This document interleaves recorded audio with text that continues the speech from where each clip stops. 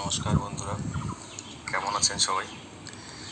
এই যে আমার সামনে যে শালিক পাখিটা দেখছেন, এই শালিকটাকে বলা হচ্ছে ভাত শালিক, যার গায়ের রং বাদামি বাদামি শালিক বা ভাত শালিক। এদের ঠোঁট বা উজ্জ্বল হলুদ রঙের হয়। ঠিক আছে, এরা শালিকের স্বতন্ত্র বেশ জটিল হওয়ায় এদের ডাকটাও বিচিত্র ধরনের হয়। অনেক ধরনের শালিক আছে, তার মধ্যে এটা ভাত শালিক। এরা খুব সহজে আশেপাশের আওয়াজ আর মানুষের কথা অনুসরণ করতে পারে।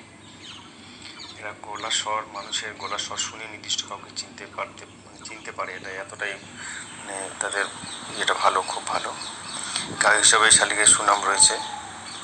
তো এই শালিকগুলোর মধ্যে ভাত শালিকের মধ্যে কাঠ শালিক কিন্তু সবচাইতে ভালো গাইতে পারে। ঠিক আছে, সব প্রজাতির শালিকেই বিভিন্ন স্বরে ডাকতে পারে, তবে কাঠ শালিক সেটাই সব থেকে ভালো পারে। সামাজিক পাখি হিসাবে শালিক দল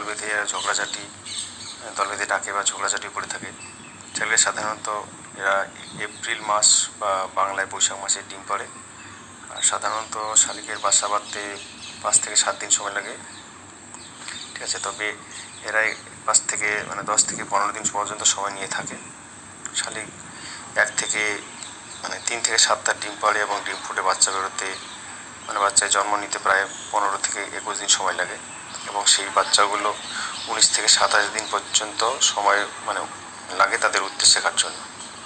শালিকরা সাধারণত জীবনকালে এদের 5 থেকে 7 বছর থাকে, কিন্তু কিছু কিছু ক্ষেত্রে এরা 9 বছর পর্যন্ত বাঁচে।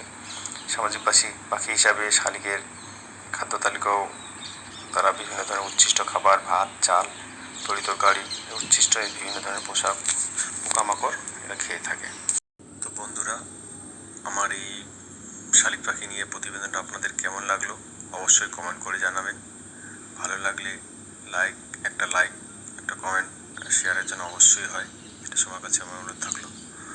আর যদি এরকম ধরনের আরও কিছু পাখি বা পশু পাখি সম্পর্কে যদি কোনো কিছু জানার আগ্রহ থাকে বা ইচ্ছা থাকে, অবশ্যই কমেন্ট করে জানাবেন। নেক্সট টাইমে আমি আবার অন্য কোনো পশু বা পাখি বা প্রাণী নিয়ে আমি আলোচনায় আসবো। আজকের প্রতিবেদনটা এখানেই রাখছি।